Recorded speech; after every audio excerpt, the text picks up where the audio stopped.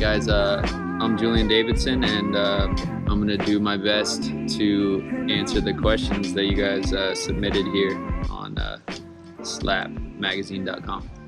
It says, Monkey McPop, you were the first guy that I saw skating my old high school, Crenshaw High, on video when it was still in a rough area. What led you to come down here and skate spots? Was that all Cricket's idea? Dude, that's a good question, actually. Majority of that, well, yeah, all Cricket's idea. What am I talking about? I was young. I was probably like 16, 17.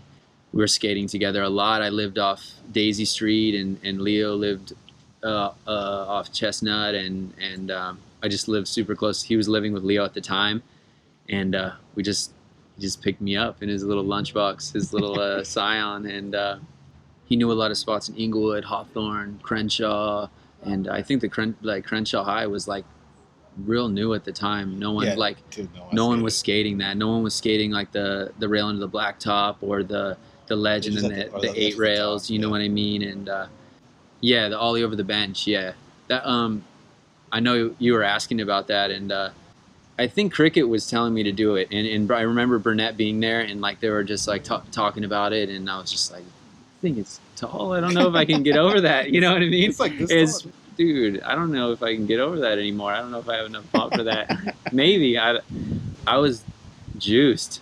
Yeah, it worked though. I like just started going fast, and I like was cracking over it, you know? And I started the line with it, and then did ollie over lip slide. I was stoked on that. We were filming VX at that time. VX is the sickest. Two little white kids in the skating in the hood. I don't know. Next question.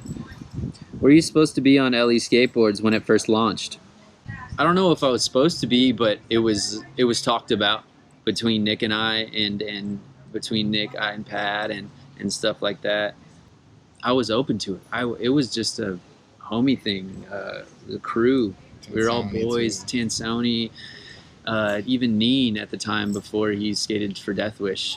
There was talk of it. Yeah, I mean, just all of us were like just a crew skating together, and I was skating for Element at the time. I was rocking T-shirts and just like they were my boys. You had the line stickers and stuff. Yeah, and it was just T-shirts before like the boards and stuff, and I really wanted to. I think I love Nick. I've always admired Nick. And those guys are like some of my best friends. So I think I just, at the time, I was so scared to take a risk like that. I'm safe here, and you know, I make money to eat and do my thing, and I was too scared to take that risk. I don't regret it or anything. I just like I support those guys all the way, and I think it. Yeah, I was just way too shook. I was like, I had Evan and Nick and everyone at Element though too as well. Like Cole Matthews was team manager, brand manager, and stuff. And I felt like we had a solid crew. You know, we're traveling, making projects and videos and stuff like that. So I felt like I didn't want to leave. Future Nature was going on and all that stuff. So yeah. All right, next question. What happened that night at the Queen Mary where Sinner ended up trying to choke you? I don't think the story's like that. You know, I don't think Pat tried to choke me. I don't really recall like how it all happened. I wasn't in my right mind. I wasn't well. I was drinking excessive amounts at the time. I was doing drugs. I wasn't all well upstairs. You know, and I don't know if Pat was too healthy at the time either, you know, and it was just an altercation between two friends. Like we just gave each other a beat down, and that's it. Like there's nothing more to it. Like gave each other a beat down, and that messed up our relationship for quite some time.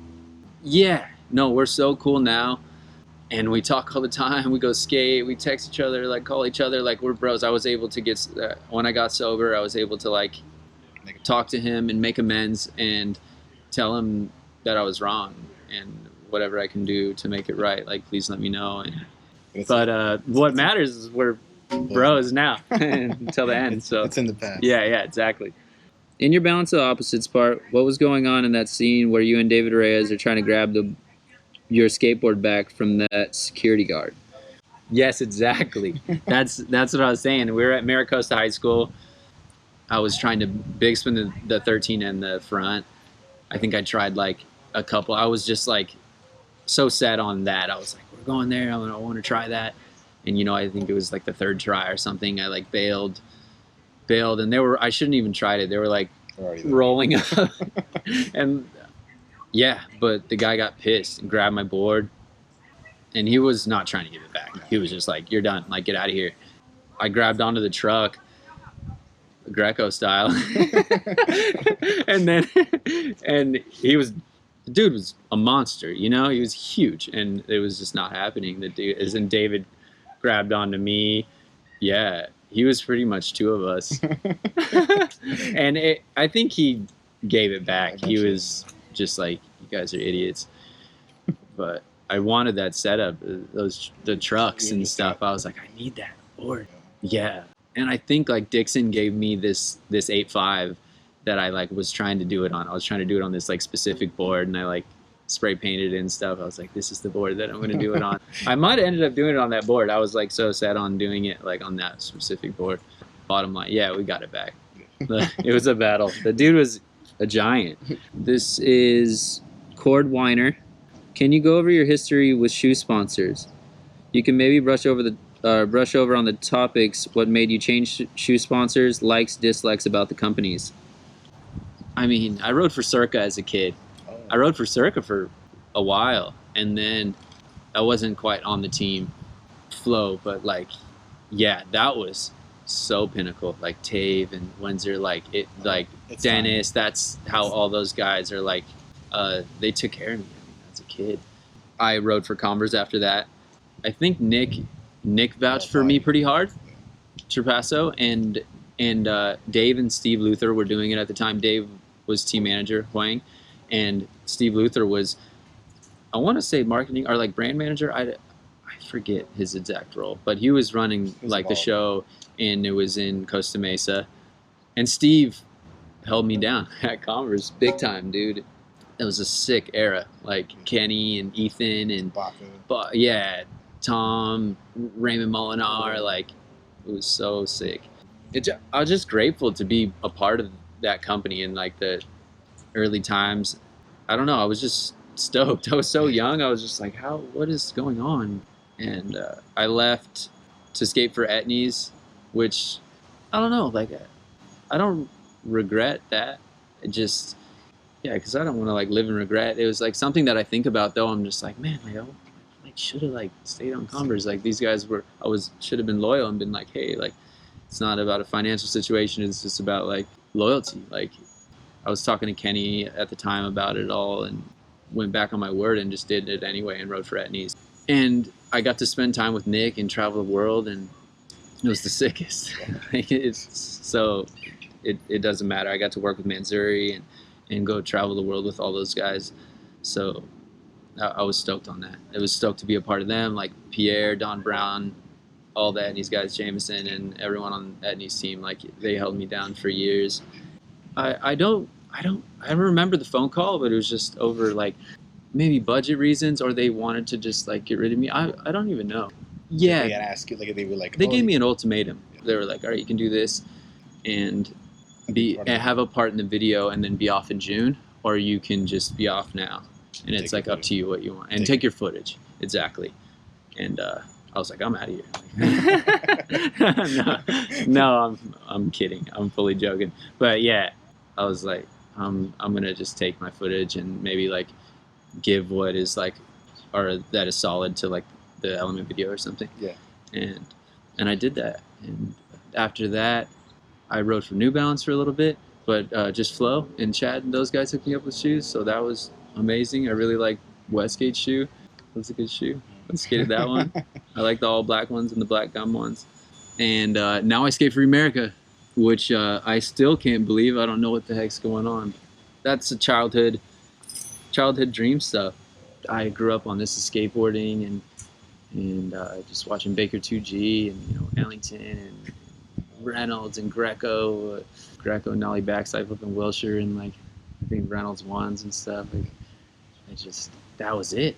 I wanted to spray paint my shoes and just like I idolized those guys so much, and just such a big fan of America since I was a kid. And even when I skated for Etnies, I was just always like, America's so cool. You know what I mean? And I'll just be honest. Yeah.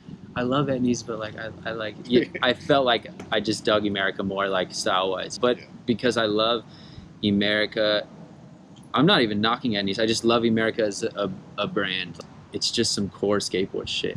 No bullshit, no gimmicks, raw, just like simple shoes and just skateboard videos, black and green. That's the shit. And it feels surreal to be a part of it, to be honest. I feel really lucky to be a part of it. So I'm looking forward to the new days or just the new coming. Yeah. Back on the road, yeah. No one really knows, so I'm trying to stay on the path and not go too crazy in my head, but that's it. Horses. It's so rare for someone to find a landing spot after they've already been in the industry for as long as you have and depart with long-term sponsors. Congratulations on getting on Death Wish in America. Were you thinking about post-skateboarding life when things weren't working out with Element and Etnies? Yeah, yes, 100%. I still have those days. Those days don't go away. I think I'm hurt, depressed, and feeling weird. And some days I'm confident and feel strong and I believe in myself and just can stoke on skating. Some days it's just a beat down. Yeah, and I'm sure other people can relate with that. I don't know if it's just my experience. I think that's just life in general. Yeah, maybe. And I was just like, what do I do this for? I don't do it to retire. I don't do it for, I don't want to do it for the fame and the money and like this stuff. Like, I have to check in and be like, I just want to film video parts and like stoke on skating. When I was drinking, I felt like I lost that, like the focus and all that. And when I got sober, I fell in love with skateboarding all over again. So I got to be able to look at the things I value and be like, I just value skating and skating with my friends and making those memories. And like, I know I'm not going to retire off this, maybe never buy a home or anything like that, but it's what I want to do. I'm already like 20 years in. I might as well just like keep it going, it's given me everything that I have right now. Like, I think the more I think about that, I lose my freaking mind. And it's everything that I should be thinking about. Everything that I should be thinking about. Skateboarding is not promising anybody anything, unless you're like a super elite guy. I would like to help people in some way, as well. I don't know, like maybe work in treatment, like in drug addiction or like alcoholism, or drug and alcohol treatment or something, some way to give back. Just try to help people, because I think helping people for your job in some way, shape, or form makes you like lay your head down at night and you're like, I feel good. You just feel whole, even if you're not making millions of dollars. You're just like, I feel like a good person. Yeah. I noticed you spent a lot of time in Australia. Has Australia become a second home to you? Ever think about moving down to Tasmania post skateboard career? I like that question. It's a good question. I spent a lot of time in Australia. I love going to visit Nathan Jackson, like Nate Made and Lawton, Holly, Jamie Kale, James, all the Aussie boys. I usually go to Melbourne and I'll stay like a couple times. I've gone and just stayed for a month and just like at Nate's house. I love it. I would live there. I would live there in a heartbeat. Like, I love.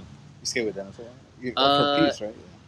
Yeah, we would skate a lot, but he lives in Brisbane, so sometimes he's came out like when I've been there, but just like I think on accident, not because I was there, just like we got to skate together, which was so nice. And on an Element trip with all the Element Australia guys, I got to go with them to New Zealand, and it was insane. Dennis just crushed the trip so hard, MVP'd, like kickflip backtail, this like step up ledge, and I think it was in PC, like tray flip crook, the gap to ledge, and like did all this sick stuff. Like, Never thought about moving to Tasmania, but I've been on a trip to Tasmania, and it was really cool.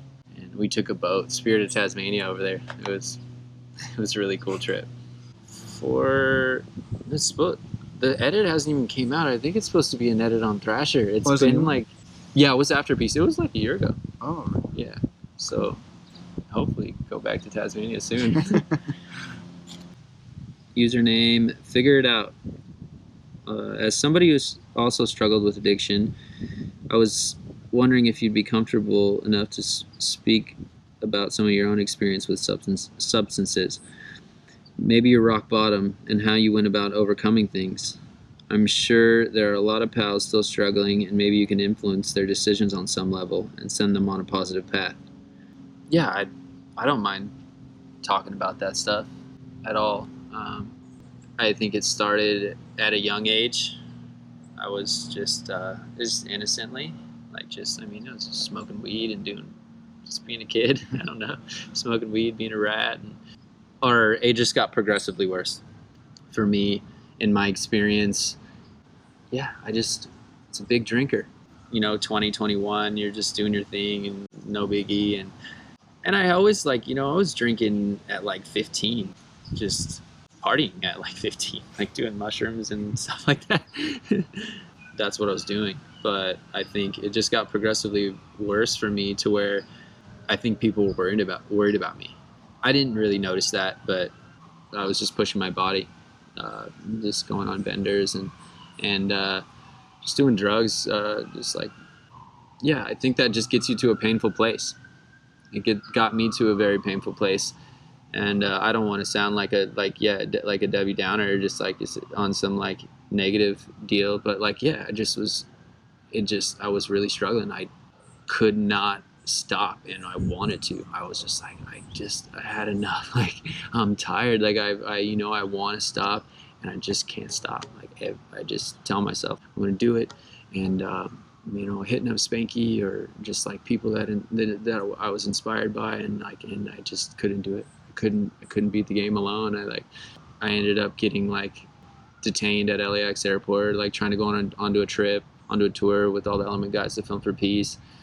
I don't know. I don't really tell this story too often, or I don't even know. But that was an eye opener for me. But that wasn't even that crazy. It was crazy, but I was just it was just another day. I was just raging, and I didn't sleep all night. I showed up at the airport out of my mind, and I got detained by the cops and took into the drunk tank. And Cole hit me up the next day, and in my mind I was I'm going to Barcy. I'm just gonna buy a ticket, I'm glad I didn't. Something bad would have happened. I don't know. Bottom line, people were worried about me, and I had to change some things. I was able to go to treatment. I spent 30 days in treatment, and I got to go to groups and therapy and things like that. But I think my head got cleared, and I got some sobriety under my belt, and then I got pushed out into the real world when I got out of treatment.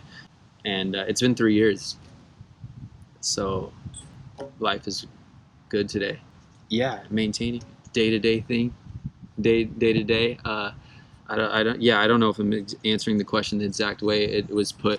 Yeah, I do a program and stuff like that, and that helps me in my experience. Everyone does it differently. So the best thing for me to keep this crazy head of mine straight, so I got to do a ton of other things, I lacked structure. I lacked routine and structure, but I'm sober today. I don't even, my advice to anybody is if you're out there and you're in that painful state, you're struggling, just talk to somebody. So I don't know. I think it just helps being real with someone you love, and transparent, and just kind of be transparent, and they can help you to get to a better place. So Alex Olson's Dashiki. I like that little picture with the dog with the sunglasses. It's sick. What is your experience being sober in an industry full of people who are not I don't mind it. It doesn't bug me. I want everyone to like drink beers and smoke joint and do whatever they want to do. It makes them happy. Yeah, like I want my friends to just thrive and have a good time and not feel like it's making me uncomfortable, because it's not, like, by any means. I think the only thing like that gets a little hard for me is that, like, just like sometimes it's like big premieres and like maybe like after party at like a bar or something, and doesn't, not like I want to drink, but I'm just like, all right, like, you know, after a few hours I'm like, I gotta like maybe just get out of here. You know? but that's just my experience. Maybe I'm just getting used to it. I think, like, just kind of like getting used to those social environments with like not having, like, I wouldn't say like the crutch. It's just like that's all I ever did was like, when in a situation like that, I'm just like, I'm drinking and I'm like doing, yeah, like whatever. And now I'm like, how many waters am I gonna have? No, I don't know. You know, yeah. Otherwise, like, doesn't bother me at all. Just van, everyone, whatever. Yeah, I want everyone to have a good time. Yeah, absolutely. Favorite sparkling water brand and flavor? I like Perrier. I like Perrier because I think it's like the most carbonated. Yeah, I like lemon one. Just, I think it's the most carbonated. Yeah, I like Topo Chico too, but I like Perrier. I think is the best. Laser 69. How about that Mark Alpiard part? Oh, how about that Mark Alpiard part? Is so good. Yeah. When he first got on Element, I was just like traveling with. I still just fan out. I'm just like fucking Mark Alpiard, like, you know, like. But when he first got on, I was just like, wow, like, I'm traveling with this guy. Like, this is crazy. Legend. He's such a legend, and he's so awesome. Good dude. Just so real and such a good dude, and it's so inspiring, you know, to see someone like has been in the game for so long and he's just like still about the streets, like still out there like filming video parts, doing his thing, and just amazing as ever. You know, I really like the 180 like the 180 pivot fakie flip at Griffith Park, and nollie flip crooks at Big Hubba at Parks. That thing's insane. They must have bondoed that or something, because that's like not even possible. Yeah, with the blunt slides. Yeah, exactly. That's insane. So Mark does it again, you know. RCB3. We have mutual friends in Cameron, and I watched you switch heel 9-star when you were only 12. At the time, I only knew your name as Polite Kid. Was that an actual nickname or something our crew called you? You are indeed a polite 12-year-old with some stylish tricks and glasses. I still wear glasses. Yeah, thanks, man. Damn, I love Cameron. Yeah, I remember that day vividly, actually. I had this white Enjoy board on, and I was like so stoked on it. Yeah, it was like white and dipped and just like so cool. And those guys, they called me Polite Kid. I don't know why. It was like Moss Smoke, Abadonia, and like Richard Bacon and like Cameron and all the Irvine, like a bunch of Irvine heads. My friend Billy was skating with them a lot at the time. And yeah, we're at San Joaquin 9-star. This 9-star was like, it's still there. Perfect 9. I think that's all I did. Like, I think I just switch heeled stuff when I was a little kid.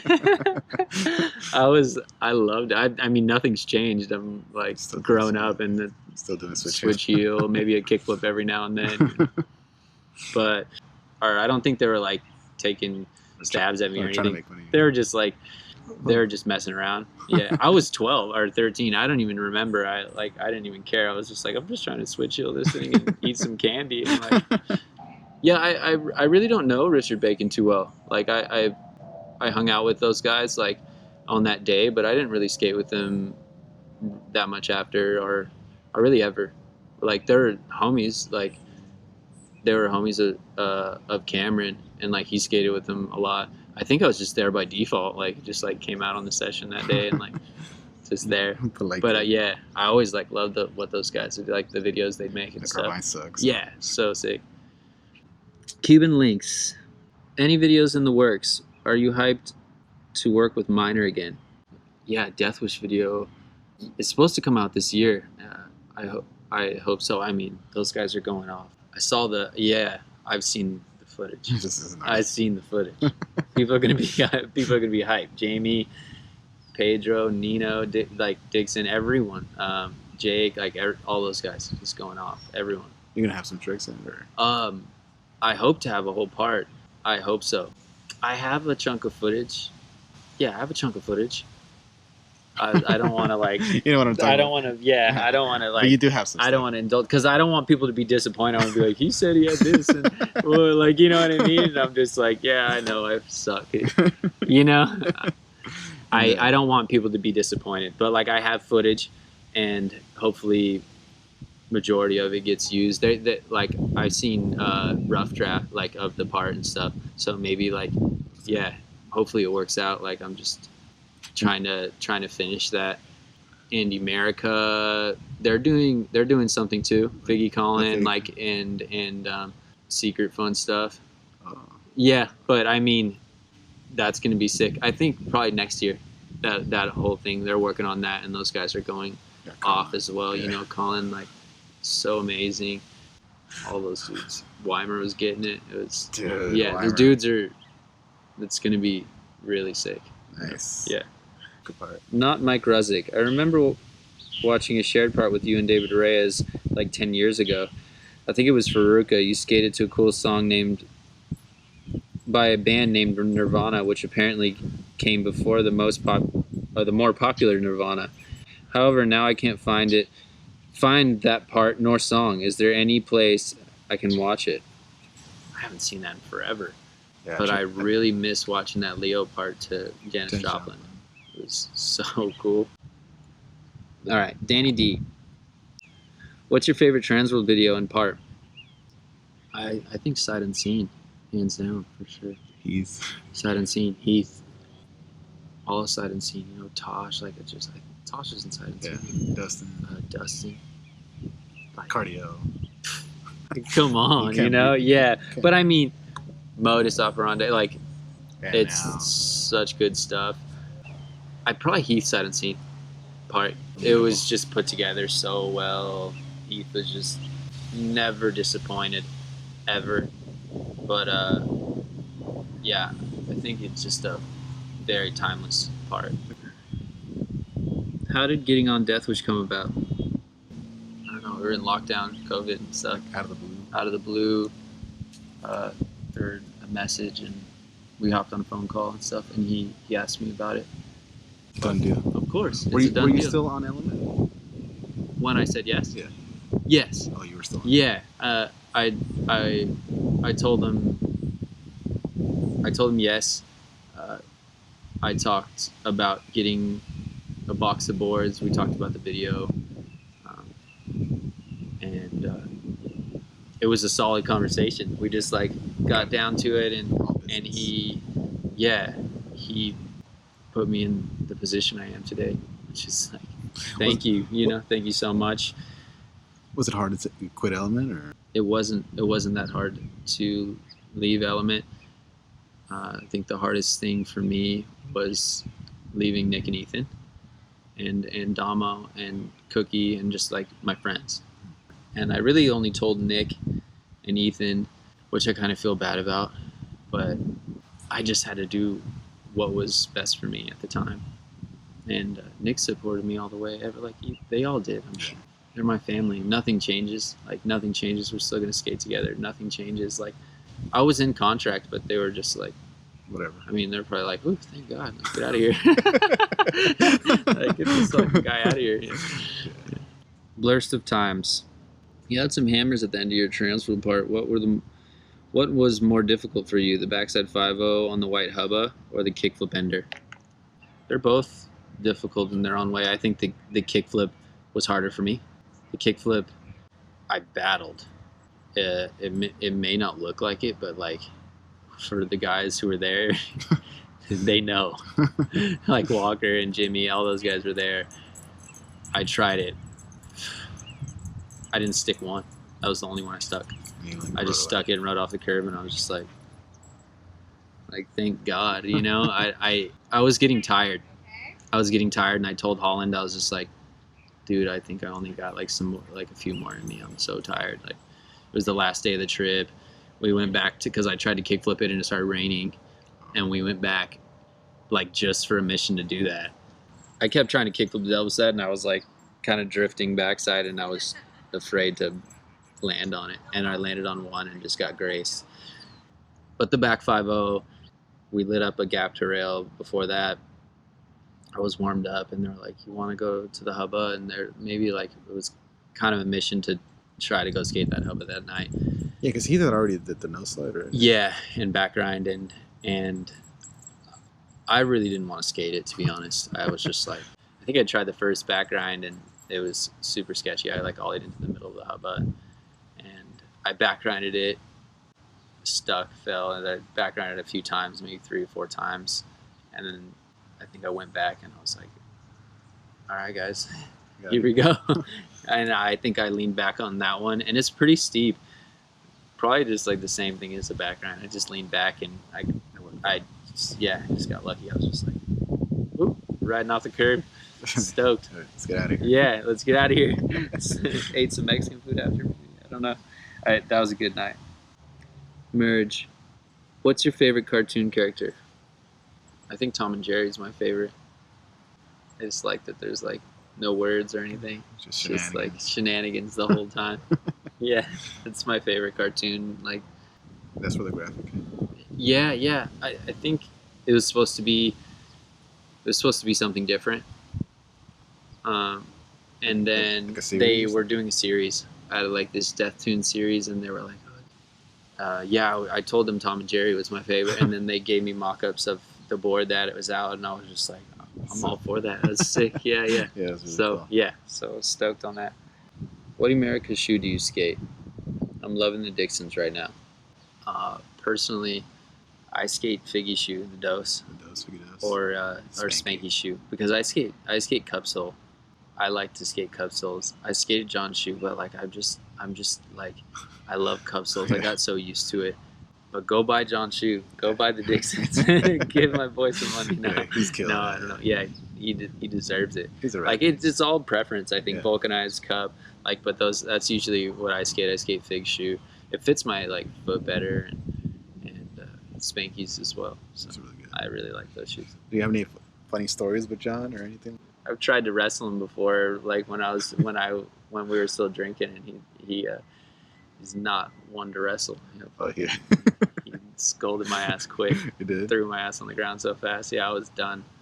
Yeah, multiple times. Yeah, I thought maybe I could give John a wrestle, but can't do it's it. not happening. Yeah. Thank you guys for submitting all your questions, and I hope I answered them all right for you. Thank you.